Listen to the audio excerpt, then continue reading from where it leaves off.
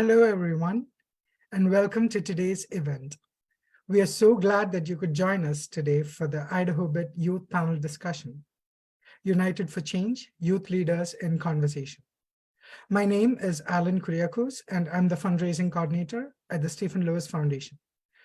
Before we jump into our panel discussion with our four speakers today, I just have a few things to cover.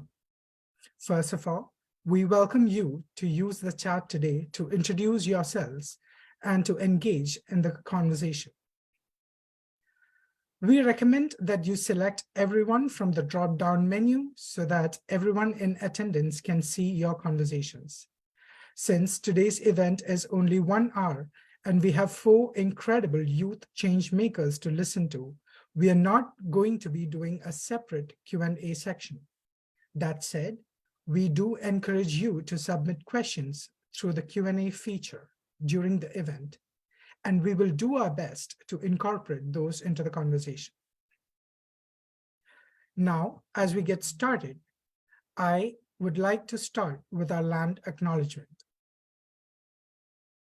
As an organization based in Canada, the Stephen Lewis Foundation acknowledges that our presence here is a direct outcome of the settler colonial state whose policies of expulsion from the land and cultural genocide continue to impact Indigenous communities today.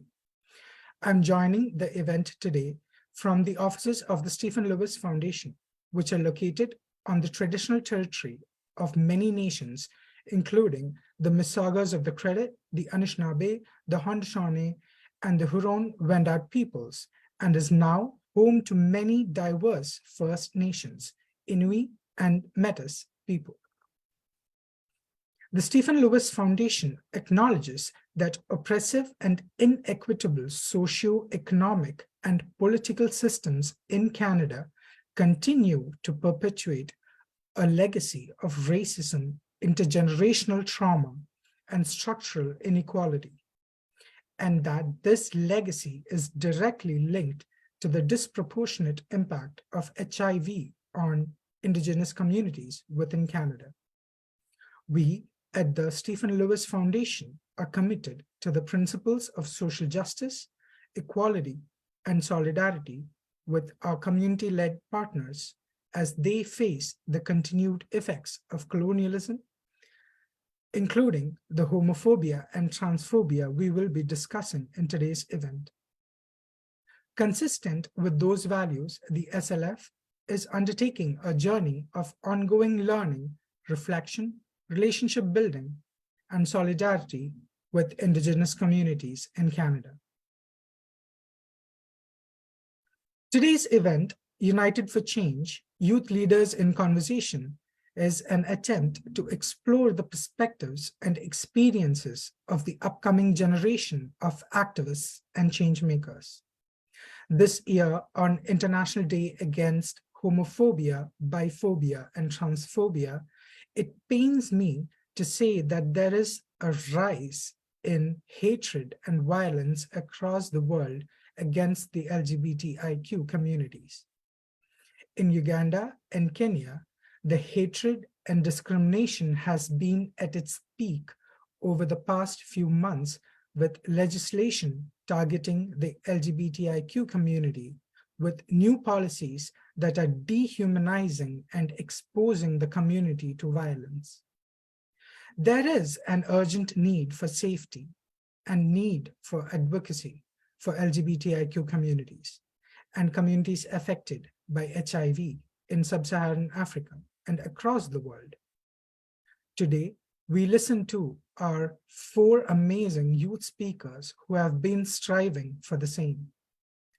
Now, I would like to introduce our moderator for the panel discussion today, Healy Thompson, who is the Senior Manager for Advocacy at the Stephen Lewis Foundation, to introduce the panelists and begin the discussion. I wish you all an empowering and thought-provoking discussion. Thank you, Alan, and thanks everyone for joining us today. It's really a privilege for me to be able to moderate this conversation. While I am no longer a youth, really by any definition, I did get my start in activism as an undergraduate student when I joined an organization called the Student Global AIDS Campaign. And being a student activist and a youth activist very much shaped my own journey as an HIV activist and as an LGBTIQ rights activist, and my career path as well. So this is a conversation that is near and dear to my heart, both personally and professionally.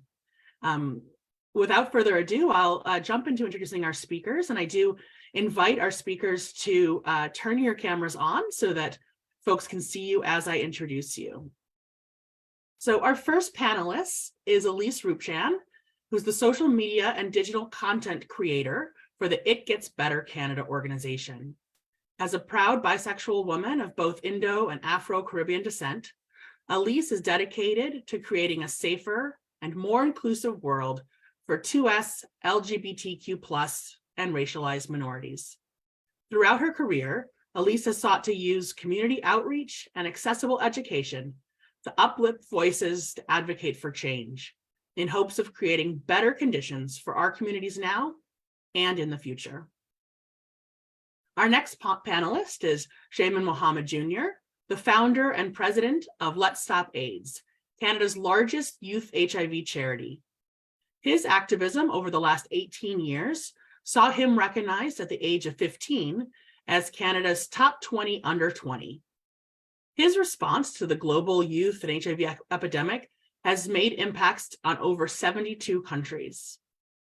As one of the founding members of DECIEM, a multinational skincare company, Shaiman possesses a unique perspective on organizational leadership. He has been an invited guest to several UN events, as well as several other global events. He continues to use his voice to speak out for global youth HIV issues. Our third panelist, Dowdy Wilfred Mutuku, is a multi-talented individual who wears many hats as a filmmaker, peer educator, and independent gay man. Based in Kiambu County, Kenya, he has a passion for telling compelling stories through his filmmaking, with a particular focus on issues facing the LGBTQ+ community. As a peer educator, he uses his personal experiences and expertise to educate and raise awareness about LGBTQ+ rights and acceptance. Dowdy's dedication to his craft and advocacy work has earned him recognition and praise locally. He continues to use his platform to empower and inspire others. And finally, Jasmine Carter is a rising star in the ballroom community and a professional makeup artist. She graduated from CMU College and has appeared on billboards across Canada, including a headliner in Dundas Square for the Absolute Changemakers campaign. Jasmine has shared her story with the Huffington Post and plans to represent Toronto as the new face for trans models worldwide. Thank you all for joining us for this conversation. We're going to start with one question for all of you to get us going that I'd ask you to answer briefly in 1 to 2 minutes, and then we'll move into a specific question for each of you. So Elise, we'll start with you, but the same question will go to everyone. Can you give us a sense of how your life as an activist started? What are the challenges you are facing, and what drives you to continue your work? Such a great question. I just wanted to say hi, everyone. So grateful to be here. So my life as an activist started when I was young. I was very lucky to grow up in a family that really rooted for the underdog all the time, was very involved in activism and in human rights and justice. And so having that background kind of made it like a no-brainer for me that that's what I'm going to be going into. And so, as soon as I started working with nonprofits. I did vaccine outreach and education in Scarborough for racialized communities to kind of give that information, answer their questions, let their voices be heard as to why they were hesitant about the COVID-19 vaccine. And through that, I've just been working for other nonprofits, doing my part and my best to kind of help amplify voices that are silenced.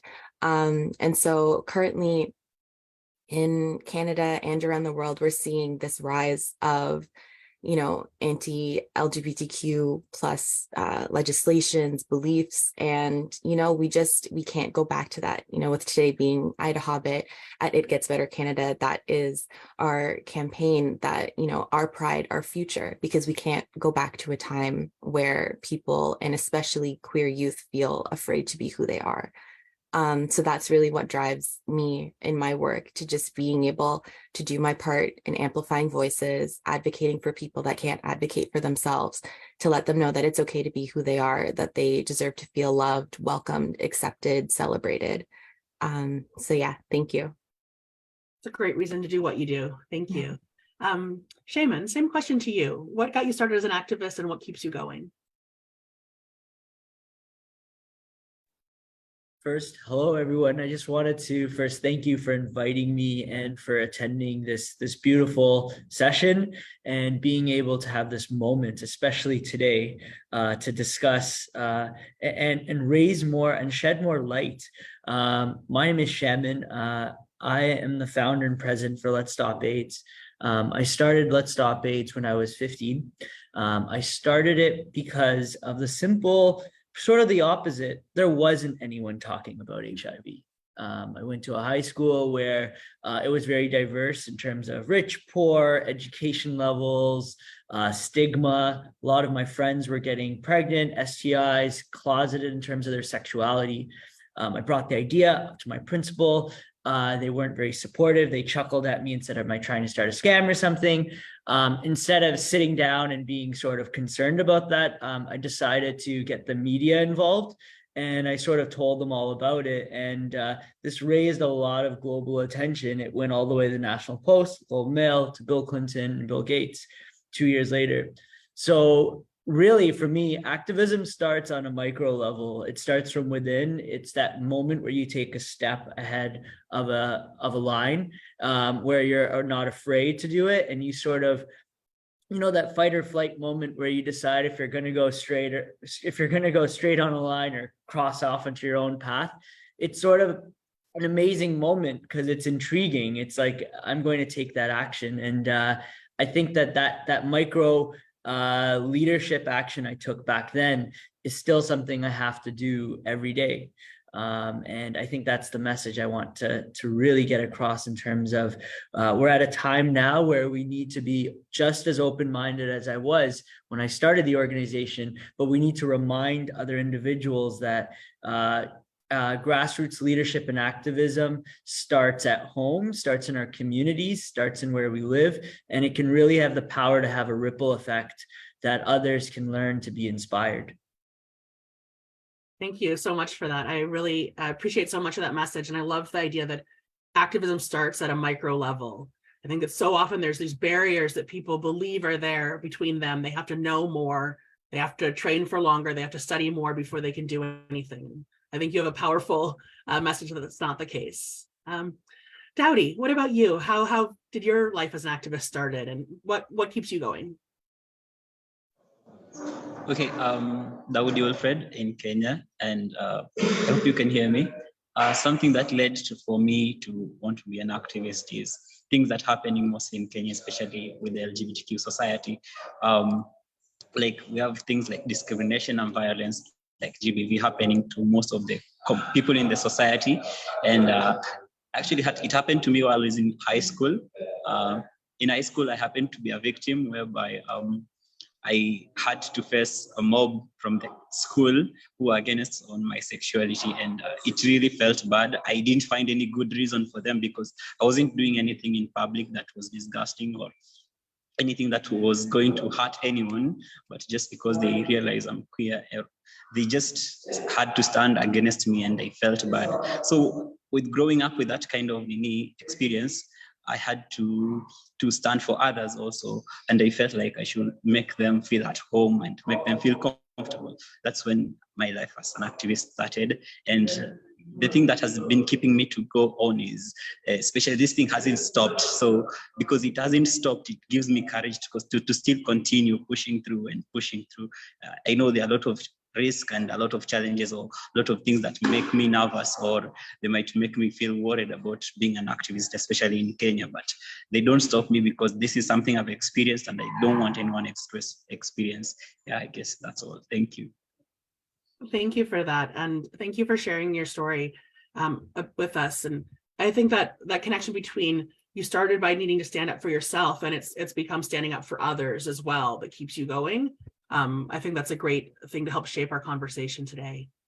And so, Jasmine, to you last now on this question, how did you get started as an activist, and what's keeping you going? Yeah, totally. I just want to say thank you to everybody for having me here. I'm really honored to be a part of this conversation. My activism started, to me, authentically feels like in high school. I just think when I really became self-aware of like my role in the world as a queer person of color, I feel like just being ourselves sometimes can be an act of activism, and just kind of leading our lives authentically is kind of when that starts. I really took full power of that when I joined Ballroom, a queer underground community that's specifically designed for Black and trans Latinx people and other Black folks to express themselves in a safe space that we might feel sort of ostracized from other facets of the queer community. I started to take on a role of leadership in Ballroom and run my own ballroom house, which has allowed me to mentor different queer youth and also pass along, safer sex tips, harm reduction, just sort of stuff that our biological parents might not have been able to equip us with. I've then sort of taken that sort of work momentum into the cis het world, where I kind of just showcase like, hey, we're just regular people who have the same goals and dreams that you do. And we're not trying to live a separate lives. We really just want to merge into this world and be accepted and, be able to live a safe, healthy lives and extend our life expectancy. And I think a lot of that conversation is really simple. And that's how we get there, of extending the life expectancy of trans people and trans people of color, is really just getting people to understand we're not really that different from you. This just happens to be a very small percentage of us. What keeps me going in activism and what I do is the youth that I see come forward. So I get to meet a lot of really young queer kids of color at that. And I can see the same spark in their eyes that they have, that I did when I was their age. And they're so excited to figure themselves out. They're so hungry. They're so lost and concerned. And I can pass on a legacy, and I can pass on all this knowledge that I've been blessed to learn and pass down from me from my previous leaders. And it's just this like ever snowballing community that just keeps on giving into each other, and it keeps us alive. And the fact that I get to be a part of that legacy is like, it leaves an impact on my heart. And to see that like the kids that I'm teaching and passing on this information to are able to then teach it to their friends and to younger people than them. It's like, that's why we do what we do. It's just magical. That's wonderful. And you brought up so many important things. And I think the thing I want to pull out right now in this moment is this idea of, building community and safer spaces as a key part of activism. And the mentorship as well. Yes, there's political activism, and yes, there's the public forward facing towards the cis het world that you're doing, but there's also that activism that you do, as who you are in the lives of other queer people of color. So I think that's a great start to our conversation from everyone. We're going to move into our specific questions and allow you to get a little deeper into your work and what you want to bring to this conversation. I also am just looking a little bit at the chat and notice that we've got a great international group of folks in the audience today. And so if things that the panelists are saying resonate with you and your own experiences, please feel free to share in the chat, participate as Alan invited you to in this conversation. We'd love to extend it beyond our panelists to hear your perspectives and experiences as well. So Elise, my first question is for you. So your bio says that you're dedicated to creating a safer and more inclusive world for 2S LGBTQ+ and racialized minorities. I'm wondering if you can reflect on what role you believe youth activists are playing or can play in building that safer and more inclusive world, especially given the context we're living in with so much transphobia and homophobia in Canada and the United States and East Africa and around the world. Such a great question. So yeah, I truly believe that, 2S LGBTQ+ youth, queer youth, really are the forefront of this movement and being activists because of the role that they play, because not only are they the next generation, but they're also in the midst of it right now. And especially with social media and digital presence and misinformation online, they're right in the middle of it, right at the front of it, seeing it all around them. And so they know what's happening and they know what's happened before. And now they're looking forward and seeing what will happen and what will be and how we can't go back to how we were before. In Canada, people of the 2S LGBTQ plus population, 30% of it is people aged 15 to 24 years old. So that's 1/3 of the queer population in Canada being young, being the queer youth. And so because they make up such a big part of it, they understand what's happening and they need to speak for themselves. And our job as activists and advocates is to really amplify their voices, because this is the world that they're entering. This is the world that they're going to be living in. And they are able to know, they have that little gap in between there where they know what the people younger than them are thinking and what it was like. And they also see their parents and they see their grandparents and know what they are thinking and what their hurdles and biases are. So I think queer youth and really have that unique perspective that really needs to be shared. And that's the role that they can play, is just sharing their voice, sharing the questions they have, sharing their experiences, what they want to see differently.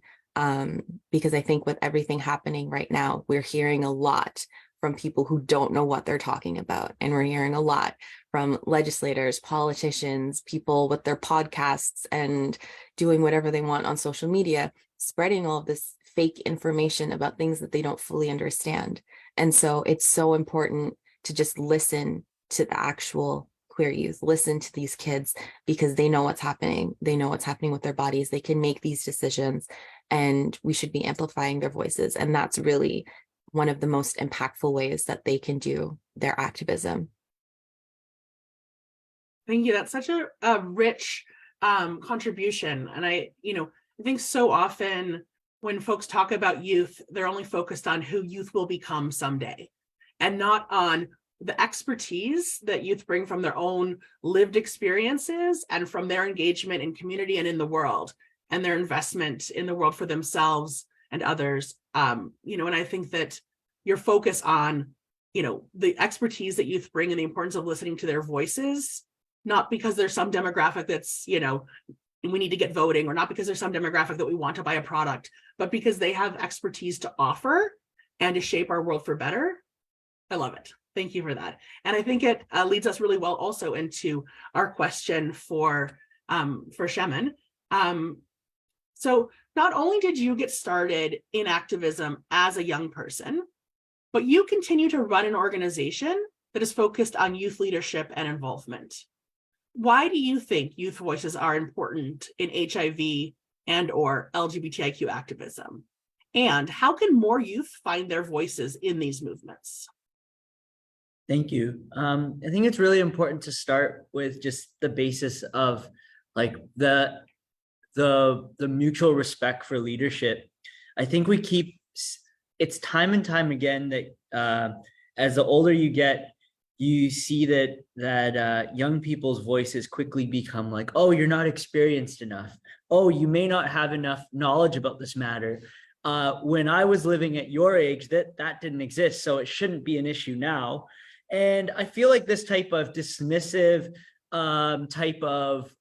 issue that happens really frustrates a lot of young people. And it also causes a lot of the issues that I think come across today in terms of youth leadership, activism, and awareness. So for me, I think that really it comes down to us continuously realizing that forever our times on earth as humans, we will always have to fight for young people's voices. But until we start generalizing it, that young people are a priority in terms of listening to their thoughts, listening to their moments, even for myself, as I continue to get older, I need to ensure that I'm always having a checkpoint with young people, asking them, hey, what's going on right now? What's really the best reel that I need to know? What's really something that catches on and is of relevance? The method of thinking that maybe an Instagram post may work may actually be the complete opposite of that. We need to make a video, or we need to come back to the basics. This type of listening, I think, isn't happening enough, and not just hearing, but listening and acting. So I feel as an individual who's been now working close to 19 years on youth leadership and activism, I feel that my energy and span for encouraging that safe space needs to be promoted, especially now that individuals are feeling comfortable to come to organizations like Let's Stop AIDS with their sexuality. We have volunteers around the world, around 400 volunteers, and a lot of them, sometimes they're learning about themselves, and that's okay. We have volunteers that tell us, hey, my pronouns this week is he, they. In 2 months, it's changed to something else, and that's okay.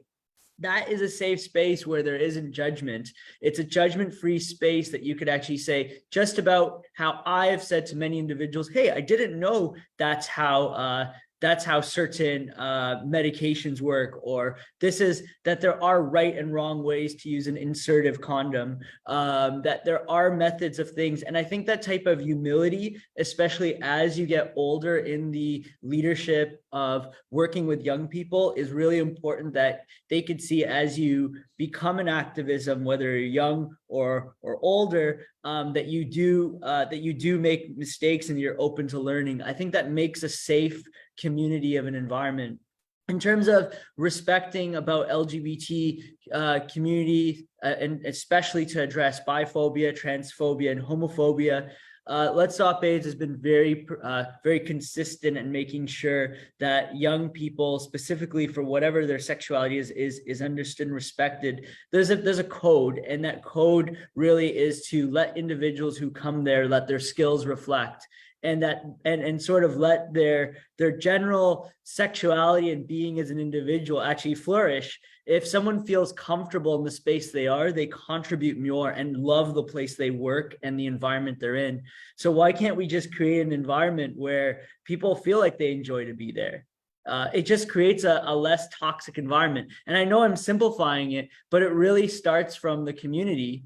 If in your, and I said this at my earlier introduction, is if you start on the micro level and you sort of encourage that environment, just like many things in the world, it's contagious. If you laugh, someone else laughs. If you tell someone, hey, you need to understand that we're all different and that's okay, I think that type of style really works. Diversity of age, growing vulnerability, I think, is also a sign of youth leadership. And finally, my last note was on trust. A lot of young people feel that they're not trusted when they get a project working with them. I think giving young people opportunities of meaningful leadership, where they're actually in charge of a research project, where they're actually in charge of putting an event together and not just making condoms, or not just making ribbons. Young people are capable of doing both. And I think that giving those opportunities inspires new leaders to run these beautiful organizations, run for politics, start businesses, and incorporate those values to be a global citizen. I hope that answers the question and leads on to our next speaker. Yeah, that's great. Thank you for that. I've taken so many notes on the things that you brought up. The thing that really struck me was when you talked about making movement spaces comfortable for people, both in terms of, I think, being inclusive of diverse sexualities and, addressing racism in spaces, but also in terms of, not requiring people to show up perfect, not requiring people to have it all figured out before they're there. And what you spoke about humility in leadership, and this idea that, we all have something to learn. We all started learning somewhere, and we all have something to teach. And just having, I think that's progressive movements, creating more space for grace for the people who are in our movements, to grow and to learn, still calling them out and calling them in, but really, being there together so that young people, continue to show up in those spaces and take on that leadership. meaningful leadership that you've talked about. Jasmine, with your question, we're going to shift gears a little bit. I mean, it's still very much connected to all that we've been talking about. But so, I mean, as you know, and has already been mentioned, laws are being passed around the world that attempt to make trans and queer people invisible. But when I look at your record of activism, your work is very much centered in the power of visibility. In your opinion, what role does visibility play in creating safety and building a better world for trans and queer young people? For sure. That's a phenomenal question. Can you guys hear me okay? Just making sure I'm not muted. I think visibility is the most pivotal role we can do. I think there's a lot of, one of the other speakers mentioned it, that we need the people who are actually enduring these issues to be speaking up on it, because we are the ones that actually can attest to what it feels like, what that looks like, our day-to-day lives, right? We don't need to hear about it from, you know, a cis person or a hetero person, because they can't exactly speak to that life. So that in that context, I think it plays a pivotal role. As I mentioned earlier, I think there's a big separation of a perception of trans people that like it's the epitome of our being, but like trans people are your sisters, they're your brothers, they're your teachers, they're your doctors, they're your lawyers, they are everywhere in this world and they've been around forever. And it's just, people have a perception of maybe what trans people look like, what trans people talk like, what trans people act like, and that's just not necessarily the case, right? Like we just happen to have gone through a different journey in life, but again, are chasing the same things that pretty much everybody else wants, right? And we're integrated into the same world, and you might not always know that, and we're coexisting with you, not causing any distress, not causing any problems, not creating a harder situations. But again, it's that perception that people have. So if we're creating more visibility and allowing these folks to come forward and be like, hey, look at me, I'm actually your nurse. You would have never guessed it, you would have never known it, but that's because it doesn't matter, right? Then we can start changing the stigma of what we look like, what we talk like, what we feel like. And that's exactly what I kind of do in my day-to-day, just obviously opening up that conversation that like necessarily sometimes people aren't trying to be ignorant, but they just might not know no better. So taking that extra step forward to also just educating people who are maybe trying from a different generation standpoint, like eager to learn, but just having a harder time understanding, to educate them and also pointing them to the right resources. And also, again, you know, just being like, I obviously have the privilege of passing and the privilege of blending in, but that gives me the ability to speak forward of the trans community a bit better, because there's privilege in that and there's a lot of power in people being able to set that aside.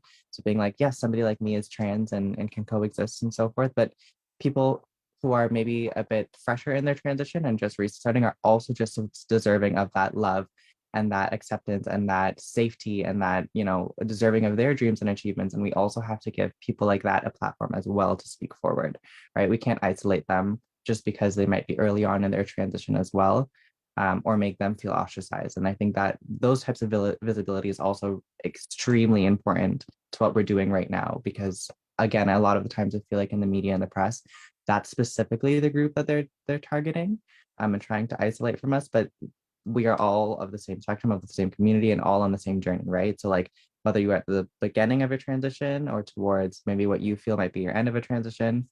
So I use quotes because in retrospect, I don't actually think there's a start and finish to a transition. I think it's ever evolving. I don't think it's linear. But in that spectrum, all of us deserve the same amount of respect and visibility and privilege that maybe somebody like me may have, right? So I think putting somebody like that forefront, part of visibility is extremely important. Yeah. Thank you. I appreciate that nuance that you bring to the conversation of visibility, right? That there's, you know, the multiple layers of, you know, so many people say that they've never met a trans person, and it's just, you don't know that you've met a trans person, right? And so helping people to realize that, you know, that queer and trans folks are part of all of our communities, that we're part of, you know, your families and your workplaces and your grocery stores, but also, you know, making sure that, you know, the many different ways that people show up as queer and trans people, that we embrace that there's not, you know, that the people who are more visibly queer or trans aren't the problem, and that, you know, that we can work together in our movements to create safety for everyone. So I appreciate that. Dowdy, I want to move to you with the next question, and speak a little bit specifically about some of the homophobia and transphobia that's happening in your communities right now. So we know, and Alan mentioned this, that the situation for LGBTIQ organizations in Kenya has been getting increasingly difficult over the last few months. Will you share with us some of the challenges that LGBTIQ youth are facing? Are there particular strategies that you find are more effective than others for engaging younger LGBTIQ people in your community? Okay, I hope you can hear me. So if I'm just to mention random challenges that the LGBTQ face here in Kenya, most of them are things that deal with violence and attacks, especially it can be verbally. Yeah, so they can verbally experience these things, especially in the places where they stay. I know someone who is a member of the LGBTQ who experienced things like this. Just at first, they were very open, and then later on, they were attacked because they already known in the society they are that way. So the reason why they were attacked is because they are known, not because they have been found out they are known. Okay, sorry, I hope I'm not confusing. So because they were known before to be queer, now, especially with what is happening in Kenya, they found a reason of attacking them, and maybe either verbally or physically. But most people who are queers, who are open before, they experience these things, especially now.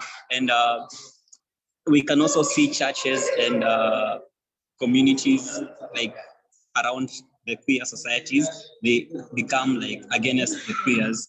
So the thing is, they are not supposed to be the people discriminating us, because especially the church, we expect them to be the people who show love towards us, especially maybe they would even have come up with things like conversion therapy, would have understood, because personally I have confidence of saying, no, I don't want to go through this conversion therapy. But you see, now the church is the one sending people to fight us, sending people to throw those words at us. Even in church seminars, you find these people talking against the LGBTQ society, which is really heartbreaking. And I have never found it very comfortable, especially the church itself standing against the LGBTQ in Kenya. And the government itself, sometimes it's against us, and we don't even understand where they are. We can go sit with them and talk to them, and we try explaining ourselves who we are, and we're not harming anyone. But you find it's a big challenge when they're in public spaces, they start talking against us. They're even taking initiatives of standing in courts and taking bills to courts that are going to harm the queer society in Kenya. So the things that they check there are things like bills that criminalize LGBTQ, to things like life sentence in prison, or even death penalties for some cases. And these things are not even good, because it's not only Kenya, but the whole of Africa. Most of the countries in Africa, they experience this. And it's a big challenge, especially for the queer society. You find that coming out here in Kenya, it's not easy for someone. We're already seeing someone up there who are open, experiencing hardships. So me personally, I know someone who's new in, they have realized they are queer, and for them to come out, it's not that easy. They will just stand quiet or hide, which is something totally different, which is going to mess with their mental health. Especially, this is another challenge whereby someone who's hidden and they already know themselves that they're queer, but they can't come out, or they're not comfortable meeting anyone, using either dating apps or anything, because even in dating apps, we have blackmailers who are busy looking for an individual who they can attack, maybe when they are alone with them in the privacy, in the private, that is, maybe they're hosting them so that they can beat them and maybe steal things that they own, like mobile phones and money, mostly. Yeah, because they always assume that queer people have money, and which is not true. It's not true. If I'm a queer person and I'm having money, it's because I worked for it just like any other person, not because someone else from somewhere gave me money for being a queer. So that is another thing. People here in Kenya think that queer people are being given money for them to be queer, which is something I really want someone here to know that it's not true. No one is funding Kenyans to be queer. It's just that someone just with a good heart can fund an organization to stand and help queers to have voices and maybe get good health or mental health counselings, but there's no one funding them. So there are many challenges in the ground where people are, especially here in Africa and Kenya, especially here in Nairobi, people getting attacked every day, and it's not a good thing, but we're trying our best to ask people to not to be invisible per se, but to not go that much bold, or if they are going bold, they should have at least alternative ways of how they can like not get into things that are going to harm them. Yeah, thank you. Yeah. Hope I have answered your question. Yeah, thank you. I do have a follow-up because I think that's all very interesting and helpful context for us. Can you, understanding those challenges, can you talk a little bit about what your organization, MPEG, is doing in response, and what you're doing as a peer educator, what your work looks like, how you help support queer people during these times? Okay, personally, as a peer educator, I work mostly, I don't work, I volunteer in organizations whereby now I can refer people to these organizations. Now they can go there and get any service that they need, either health-wise or maybe it can be mental services whereby they're going to get counseling. They can still go to these facilities, and they can even request for things like a safe space. Most facilities offer safe space. Yeah, so we are encouraging them to go to these facilities for either HIV testing, safe space whereby they're going to get security, also things like they're also getting services for mental health sessions.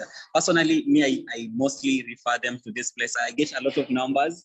I contact them through this dating app, and also help identify who are these people who are against us, who are going to harm us. And I pass that information to them so that even if they are called by someone, maybe from a dating app, they're not going to face these challenges. I'm just be like, so and so and so, they are not good, don't meet them. I can even share some of the details of this person who is against the community and be like, even if maybe there's something trending that is going to harm someone, I'd even encourage most of the friends that I have and peers to go and report that maybe a post on social media, because mostly I deal with social media. And I encourage people, if these things happen, they go report them so that they can be taken down and they not prosper. Because if they happen to prosper, you see someone is getting exposed out here, and the next minute they are walking maybe at the road, they are being attacked because they are now known that they are this and this, which is not a good thing. So mostly is doing all the best I can with the little that I have to support them, like encourage them to visit these places. Yeah, thank you. No, I appreciate that. And I think there's so much important, you do such important work, and the, sharing information with folks about, what are some of the safer services to access, which are the more queer inclusive places to go, as well as what are the organizations or the individuals that are doing harm, and being able to share that information with each other, and help, protect one another and get folks the support that they need. And make sure people have links and accesses to services that won't further stigmatize them, right? Won't make the mental health challenges that they're experiencing worse by bringing queer stigma into the mix. I think that's such valuable work and such an important part of movement building. One of the, we're reaching the time now where we're going to move to our final question. It's really 3 questions. Mixed together, and I would in this final time where I'd ask you, to take 2 to 3 minutes to answer. I invite you to focus on what is most important to you. You don't have to answer all 3 questions, and if there's something that another panelist mentioned that you'd like to build on, feel free to do this. This is your moment to have your final few words in 2 to 3 minutes. I will read those questions, and but I also invite you to do what you'd like with this final few minutes. Jasmine, we'll start with you. So I'll just tell you that as I read the questions so that you can prepare. So what are your top priorities going forward? What gives you hope? And how do you think young people can work collectively for change? What gives me hope is the youth, like everybody else has mentioned here. I think they are leading us forward in terms of really grasping the world around us and understanding how to navigate it and understanding how to speak about us and about our communities. And I think the roles that we are doing right now, right here, and sharing this knowledge to youth and being able to mentor them and being able to pass it along is really how we continue to shape our world for the better. Um, sorry, what was the tail end of that question again? What gives you hope? What are your top priorities, and how do you think young people can work collectively for change? My top priorities are directly impacting ballroom as I continue to explore it and as I continue to grow as a leader in it.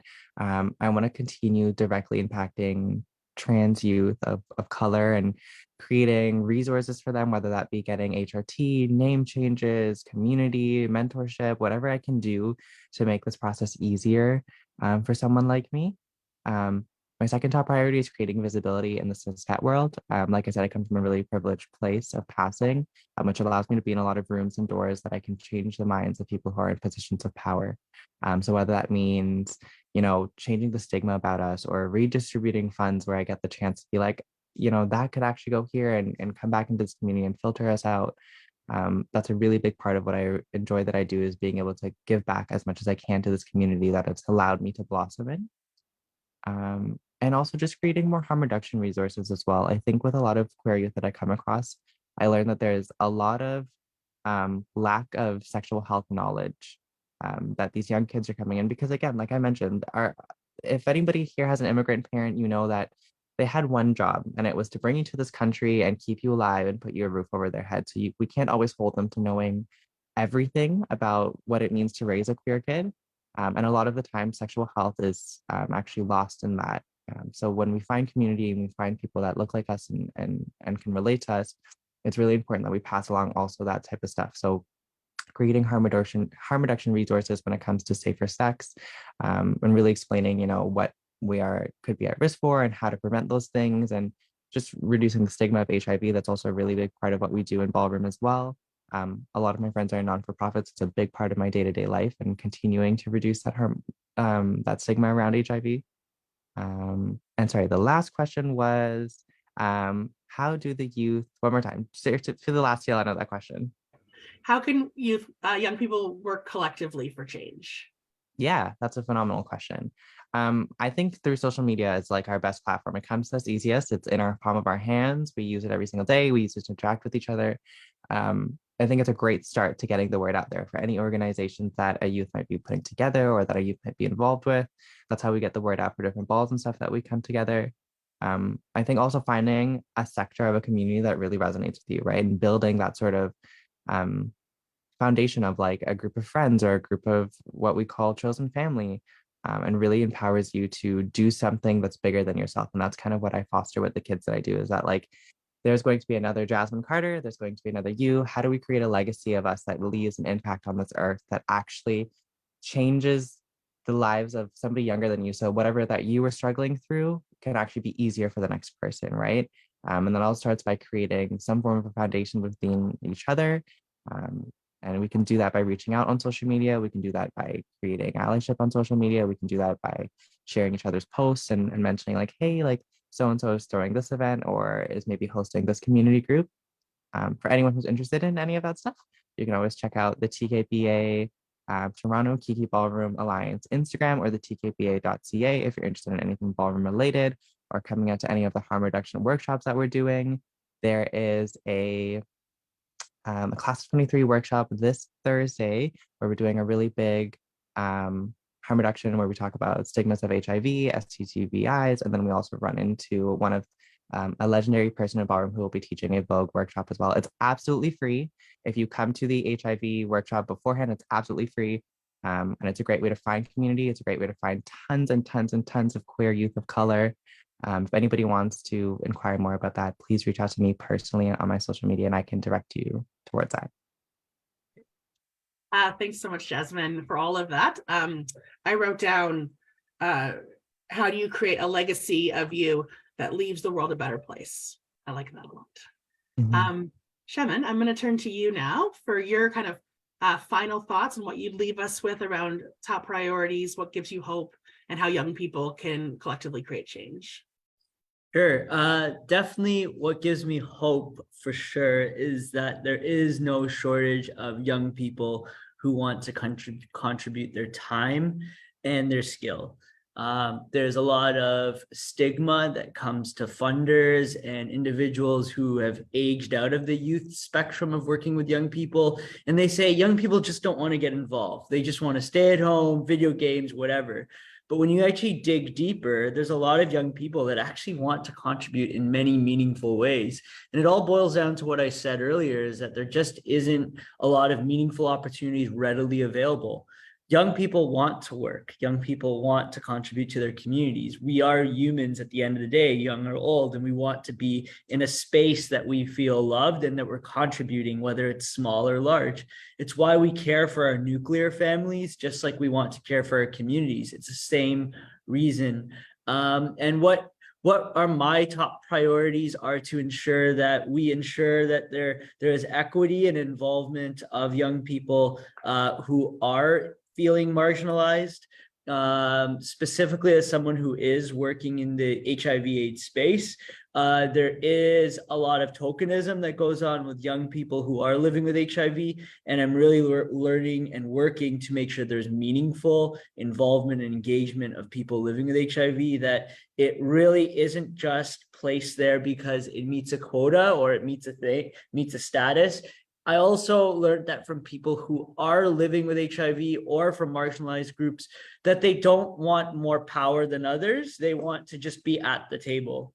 They're like, look, I don't want to have more say than others, but I need to be at the table, so that there is no method of tokenism. And that's an important part of equality, of like making sure that you're at the table because you are Shaman, you're an individual working at this space, not because you're filling the LGBT space or the HIV positive space or the marginalized youth space. We need to make sure that we just have individuals by their name. And if they happen to disclose that they're positive or, you know, queer or part of this, that comes part of it. And that's what I think meaningful involvement. In terms of a collective of young people, we're powerful. We have a voice, and believe it or not, we can really create movements quicker than any other campaign can. Time and time again, it comes down to young people are the ones who take a concept, an idea, and actually make the voice magnified. We've seen this through activism, through Black Lives Matter. We've seen this through local governmental legislator, where young people hold down fort and realize that things don't work without cooperating. At some point, you need to push the system and work together. And this sadly does mean that we cannot only do it in the nonprofit space. We can't preach just to the converted. We need to get it generalized. And what I mean by that is why an organization like Let's Stop AIDS is so focused on, we need to get the bars involved. We need to get people who are not part of the LGBT community to volunteer at Let's Stop AIDS. We need to get companies that say this isn't a priority for them to make it a priority. Even if it's for a year, get their foot in the door. That's activism, of getting people who say it's not a priority to be a priority. And I think that we have a powerful voice to do that. And it all starts from one or two individuals that, as Jasmine said it best, I think, is if you're privileged enough to have a contact and you're able to get a meeting with someone to help it, think about the ripple effect. The ripple effect of me saying no and starting the organization has allowed tens of thousands of people to volunteer. It's allowed us to create many other events. Like, for example, a collective idea was that Let's Stop AIDS 4 years ago created a conference called No Time to Wait. It was created during the pandemic because young people didn't have time to wait. And the conference talks about youth leadership and what's pressing of this year. This conference is now going on to its 4th year. It's growing time and time again. This year, the team is run all by past participants. The chairs are people who've been there. That just shows like the ripple effect of like creating space for people to feel safe, really flips the switch to create momentum. And I think that that's what the world needs more of. We need acceptance, opportunity, and the last part is just a little personal activism to mention before I wrap up, is young people need to be paid. Like, young people, they're like, if there's more than stipends, like they have bills too. They have lives that they want to save up for. So young people need to be paid fairly and adequately for their skills so that they can take more pride as well and feel rewarded. So if you have the space to advocate for proper pay for young people, young people can commit, just like you don't magically become more committed at 18. Like it doesn't change overnight. Yeah. Thank you. Thanks for that. And I'm going to reiterate the activism is about getting people who say it's not a priority to make it a priority, to realize it's a priority. Yeah, that's a valuable message. Before I move on to Dowdy and Elise, I just want to mention that in case you haven't noticed, there were a couple questions in the Q&A that we haven't had a chance to answer, but I did see that Dowdy wrote answers to those. So if you want to hear a little bit more from him, you can check those out. And Dowdy, we'll move to you now with this final question, and we are a bit short on time. So whichever part of it you want to answer about what your top priorities are, what gives you hope, and how young people can create change together. Okay, yeah. Something that I feel like gives me hope or makes me go on is the fact that sometimes I meet with people who encourage me. I also meet with people who ask me never to stop what I'm doing. I also sometimes see what is happening with the queer people, and I feel like as much as it's taking me down, it's even giving me more strength of standing and wanting to help them and wanting to show them like things that they can do that they can be meaningful in their life.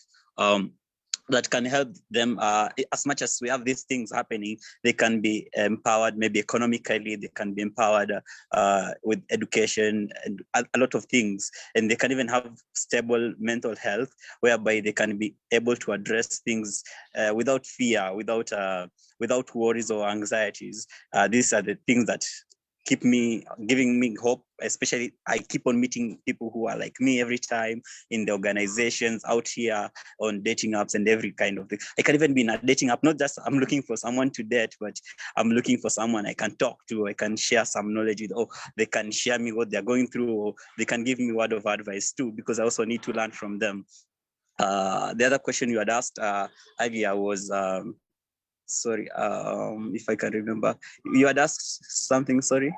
Here, just how youth can work together to create change. Okay, something that I feel like working together with everyone to make a change is if everyone don't start feeling like, we know even in this community here, the queer community, we feel like we are different personally.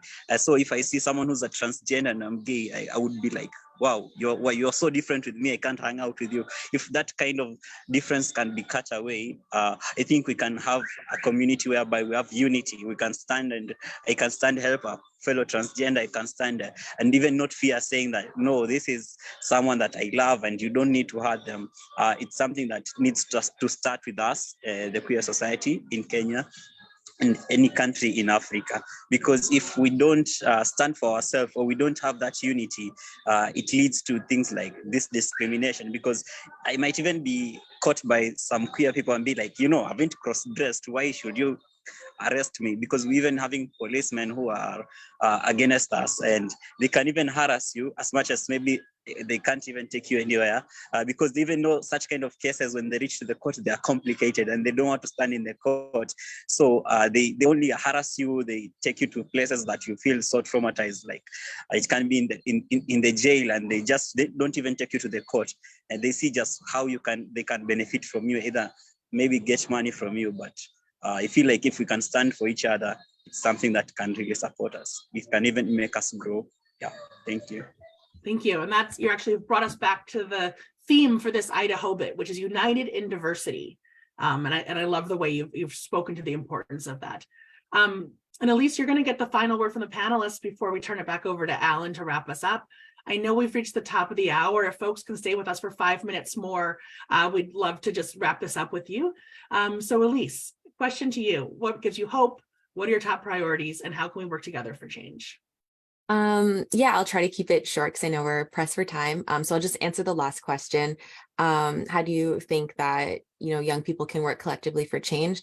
Me personally, I think gathering in person again, creating those safe spaces in person and meeting up with other queer youth is really so important and like a form of activism in itself. Because when you take that moment to go out in public and say, hey, this is who I am, I'm proud of who I am, I'm proud to be around these people, that means something. And that also, you know, like tying it back to what Shaman had mentioned, that group of people, we used to call it the movable middle, of people who are kind of in between, where they're just ill-informed, they don't really care too much about it, they don't think about it, but showing them, you know, queer youth in public, just being themselves, being happy, that bit of representation in communities, it means so much, and it helps normalize that. And it just shows you they're just regular people, they're just kids having fun, they're just young people living their life, and it's not this misconstrued, you know, mean type of version that you see online, that these legislators are pushing, that this misinformation is pushing, that they're, you know, going around trying to convert everyone. It's like, no, they're just trying to live life. So I think for young people, meeting in person again is really something that's really important, and having that safe space that they can go to, especially with, you know, coming out of the pandemic. So many queer youth went back into hiding. So many queer youth found themselves. And so taking that moment to kind of come together in person and not just live online, not just be themselves online, is really important. You know, with It Gets Better Canada, we're developing a COVID-19 hub on our website to provide that support, provide those stories, share those stories. And so I think if more queer youth can take that step to be themselves in public and find their friends, find more queer people to be around, I think that really is something that will change and provide more change in their communities where they can see it and feel it. Thank you so much. And I'm not even going to add to that because you've wrapped us up so beautifully. So thank you to all the panelists. I'm going to quickly turn it back over to Alan, who's going to wrap up the whole event. Thank you all so much for what you brought to the conversation today. It was really powerful.